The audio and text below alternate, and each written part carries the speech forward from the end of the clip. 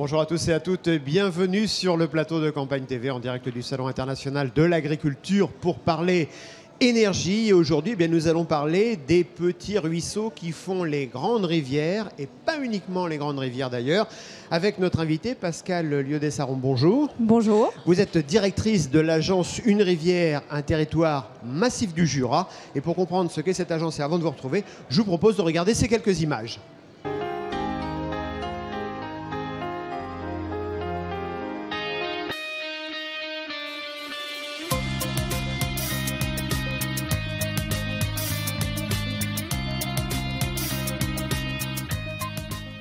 Sur le territoire du massif du Jura, EDF exploite 23 usines hydroélectriques sur les rivières d'Ain, du Doubs et de l'Alloue.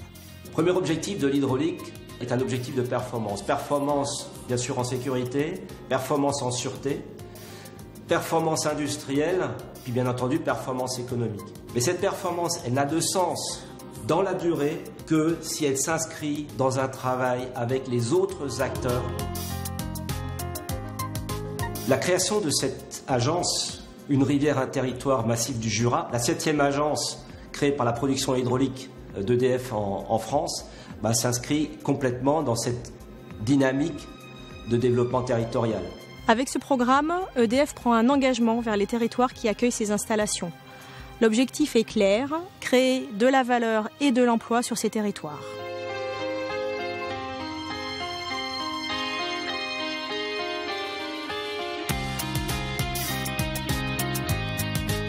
Deux grands champs d'action. Faire appel aux compétences locales pour nos propres besoins de sous-traitance sur les aménagements EDF. Nous réalisons l'ensemble de la maintenance sur ces machines-là et nous avons également besoin de prestataires pour réaliser des opérations de maintenance d'ordre génie civil, électrique, mécanique ou d'ordre plus général tel que l'entretien des espaces verts. Je connais beaucoup d'artisans qui ont une forte attente pour développer leur activité et que les structures dont ils s'occupent sont de petites structures qui n'ont pas forcément des contacts avec des grandes entreprises. Nous allons pouvoir sensibiliser et aider les entreprises sous-traitantes du département dans l'accès au marché avec EDF. Chaque année, nous investissons en moyenne 20 millions d'euros pour l'entretien et la maintenance de nos installations sur le massif du Jura. Apporter expertise et soutien financier aux projets innovants et vecteurs de développement économique d'avenir dans les domaines de l'eau, de l'énergie et de l'environnement. On a adhéré tout de suite à la démarche d'EDF parce qu'elle apporte une possibilité supplémentaire de création d'entreprises et donc d'emplois, ce qui est notre mission, nous, essentielle. Très concrètement, depuis le début de l'année, nous travaillons avec les acteurs du développement économique à la construction d'une feuille de route pour l'agence. Il faut qu'on chasse en meute. Je crois que cette démarche de co-construction avec un acteur qui est un acteur privé pour une fois et pas un acteur public, elle a du sens parce qu'on va pouvoir chasser en meute, faire du réseau entre des gens qui ont un intérêt au développement local. 3 grandes thématiques ressortent de cette feuille de route. Le développement d'un réseau de prestataires partenaires de notre performance industrielle par rapport à nos besoins de sous-traitance. Le deuxième champ concerne tout ce qui va favoriser la transition énergétique vers un développement durable. Et le troisième champ, tout ce qui concernera le soutien aux initiatives de l'économie circulaire.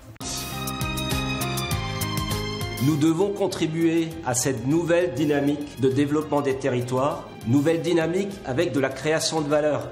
Création de valeur pour l'ensemble des acteurs, mais également création de valeur pour nous. C'est une grande opportunité à saisir. Say what?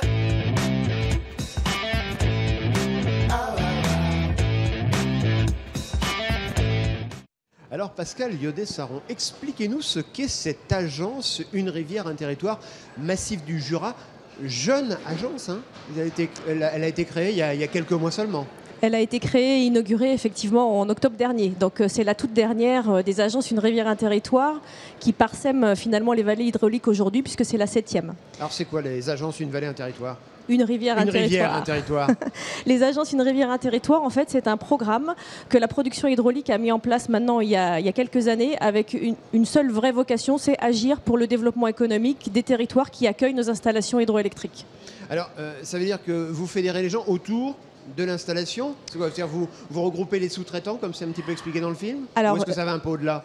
Ça va un petit peu au-delà. Alors effectivement, il y a vraiment une volonté de faire travailler plus demain des compétences locales pour nos propres besoins de sous-traitance. Ça, c'est vraiment un ADN du programme. On est un donneur d'ordre du territoire et c'est une action concrète.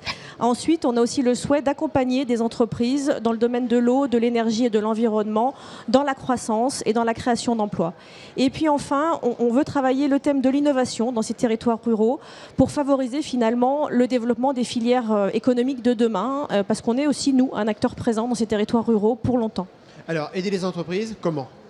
Alors, aider les entreprises comment ? Déjà, en mettant des petites structures très manœuvrantes avec des gens sur le terrain qui vont à leur rencontre. Parce que connaître les compétences locales en dehors du champ de nos habitudes, ça nécessite d'aller rencontrer les entreprises, d'aller comprendre ce qu'elles font et de leur donner par moment la clé de lecture de nos marchés EDF qui ne sont pas toujours très simples. Ensuite, c'est d'aussi aller comprendre dans ce territoire quelles sont les entreprises qui ont besoin de soutien financier ou de soutien technique et comment on peut leur apporter. Alors, l'innovation aussi, là, pourquoi, comment ? Alors, innovation, je pense que c'est... Là, c'est quoi ? C'est l'innovation directement utilisable dans votre entreprise ou c'est l'innovation au sens large des jeunes start-up, par exemple, qui sont implantées dans la région où vous êtes ? Alors, il y a un petit peu les deux, dans le sens où effectivement, il y a des startups dans le domaine de l'eau, de l'énergie, de l'environnement qu'on va épauler par le biais du fonds d'investissement. Mais il y a effectivement sur ces territoires la volonté d'être innovant, la volonté de rechercher comment on va pouvoir créer des emplois sur ces territoires et comment demain on ne va pas tous habiter en métropole ou s'exiler en Suisse, parce que ça fait partie des problématiques du massif du Jura. Et il y a beaucoup de démarches qui émergent du type des démarches de Fab Lab, de coworking, dans lesquelles on regarde ce que nous, groupe EDF, on peut apporter comme plus-value technique. Et par exemple, qu'est-ce que vous pouvez apporter ? Est-ce qu'il y a des exemples concrets que vous pouvez nous donner ? Alors, dans les exemples concrets, il y a effectivement comment aujourd'hui on peut, sur des thématiques qui sont chères au territoire, on a parlé de l'économie circulaire, on a parlé évidemment de tout ce qui est lié à la transition énergétique, comment on peut apporter, dans le cadre de ces Fab Labs par exemple, mettre en place des ateliers de l'innovation pour mettre ensemble des porteurs de projets qui demain seront des entrepreneurs qui feront après-demain de l'emploi sur le territoire. C'est-à-dire en fait, vous vous impliquez un peu plus encore dans la vie économique de votre région. C'est ce qu'on a entendu dans le reportage, quelqu'un qui disait on chasse en meute maintenant. Vous chassez en meute à EDF ? Oui, c'est vrai qu'alors, on a vraiment voulu... D'abord, on est un acteur économique de ce territoire. Sur ce territoire, on a 23 aménagements. Sur ces 23 aménagements, on a un chiffre d'affaires pour nos besoins de sous-traitance de 20 millions d'euros. Ce chiffre d'affaires, aujourd'hui, on le confie uniquement à 15% à des entreprises du territoire, donc on peut mieux faire. Mais après, effectivement, la problématique de la crise économique, elle a touché de plein fouet ces territoires ruraux et on n'arrive pas avec une formule magique. Mais on arrive, comme étant un industriel durablement installé dans ces territoires, à l'écoute de ces territoires pour savoir ce que demain, avec cette action en plus, ce programme Une rivière, un territoire, on peut apporter comme levée d'action complémentaire à ce qui se fait déjà pour essayer de préserver l'emploi dans ces vallées. Et vous y arrivez, préserver l'emploi, parce que ça c'est vrai, dans les zones rurales, c'est souvent un peu compliqué, en tout cas dans les petites entreprises. Ben, ça reste compliqué. Le levier sur la sous-traitance et sur relocaliser de la sous-traitance est un levier qui finalement peut paraître des fois symbolique pour nous, mais peut être très important pour des entreprises locales. Et après, l'appui financier qu'on peut faire aussi auprès d'entreprises du secteur de l'eau, de l'énergie, de l'environnement, c'est un exemple concret du soutien qu'on peut amener. Les soutiens, on le rappelle, pas uniquement liés directement à votre activité de production d'énergie. Non.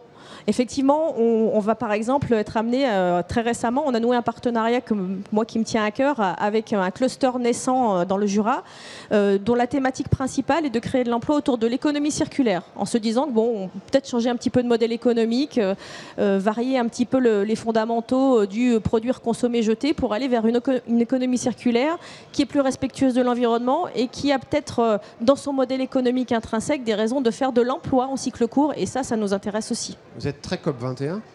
Ah bah, de toute manière, je pense que le groupe EDF est très COP21, donc dans sa relation au territoire aussi. Mais oui, je pense que ça va dans ce sens-là. Du point de vue philosophique aussi, on a l'impression que le groupe EDF était implanté de longue date dans ces territoires, mais c'est une entité un petit peu à part. Il y a même un certain respect, parce que c'est les gens d'EDF aujourd'hui. Vous voulez montrer que vous vivez au cœur des territoires et que vous êtes des acteurs incontournables du territoire. C'est pas une entité un petit peu surannée comme ça ? Alors effectivement, le groupe EDF, il a une histoire, et il a une histoire avec les territoires dans lesquels on fait notre production hydraulique depuis maintenant des décennies. Je pense que de tout temps, effectivement, le groupe EDF, c'est une entreprise qui a au cœur, dans ses tripes, les missions de service public, et finalement se demander comment l'hydroélectricien de demain qu'on est dans ces territoires-là aide le développement économique. C'est peut-être une façon de renouveler cette vision du service public au XXIe siècle. Voilà. Alors, on a parlé des projets qui sont déjà en cours, des idées, vos rêves. Il y a des projets secrets dont vous pouvez tout de même nous parler un petit peu? Non, je pense vraiment que cette dynamique sur l'économie circulaire, c'est effectivement quelque chose qui est très en lien avec la conscience environnementale d'aujourd'hui. Et moi, j'aurais vraiment très à cœur qu'on arrive à prouver que ça peut générer de l'emploi sur les territoires. Après, il y a aussi toutes les dynamiques liées à la transition énergétique, les nouvelles mobilités. Il y a beaucoup de choses qui se passent, en particulier dans la région Franche-Comté, sur ce sujet-là. Par exemple. Et effectivement, j'aurais à cœur que ça se développe. Le volet mobilité douce ou le volet réflexion sur des nouvelles façons de faire, nouvelles façons de consommer aussi. Donc, création d'emplois, innovation, et tout ça, on le disait, il y a 7 agences en France. Vous passez les informations d'une agence à l'autre, vous utilisez les expériences ou les retours d'expérience des autres agences? Alors bien sûr, parce qu'effectivement, on est 7 agences, mais au final, on est un petit peu plus de 20 personnes, donc ça reste une très petite entité à l'échelle du groupe. Donc on communique évidemment beaucoup entre nous. Cependant, on ne va jamais faire de copier-coller, parce que chaque territoire est différent et chaque territoire a ses spécificités. Mais on peut organiser effectivement des rencontres, des partages d'expériences, parce que tantôt le sujet de la méthanisation, tantôt le sujet des Fab Labs, il y a quand même des choses effectivement qui se passent sur les territoires, parce que l'initiative, elle vient des territoires. Donc nous, on ne veut pas du tout appliquer de formule magique, mais on partage énormément entre nous les bonnes pratiques. Et ça marche comment concrètement? C'est-à-dire que c'est vous qui identifiez des projets à aider, parce que vous estimez qu'il est légitime de les aider, notamment parce que ça vous apporte une sorte de relation particulière avec des sous-traitants, ou est-ce que ce sont des jeunes entreprises qui frappent à la porte de votre agence et qui disent on a une belle idée, aidez-nous à la faire vivre et à la faire mûrir? Alors il y a un petit peu les deux, mais effectivement, toute la première phase avant l'inauguration en tant que telle de l'agence, c'est avant tout une phase d'écoute. On pose notre oreille sur le territoire pour comprendre ce qui s'y passe, comment les entreprises y vivent et de quoi elles ont besoin. Et dans cette phase d'écoute, on a noué beaucoup de contacts, et effectivement, aujourd'hui, c'est plus les entreprises qui viennent vers nous pour nous solliciter sur leurs projets ou sur des réflexions de moyen ou de long terme, parce qu'on se place sur du temps long. Mais c'est un petit peu finalement les deux voies qui se pratiquent. Le relationnel maintenant est créé, et autour de l'agence, il y a un collectif qui a contribué à cette co-construction. Vous l'avez vu un petit peu dans le film, ce collectif qui veut chasser en meute, et c'est aujourd'hui essentiellement ces gens-là qui nous alimentent. Voilà. Eh bien, ce sera le mot de la fin. Merci Pascal Biaud-Dessaron. Quant à moi, je vous retrouve demain ici au Salon de l'Agriculture.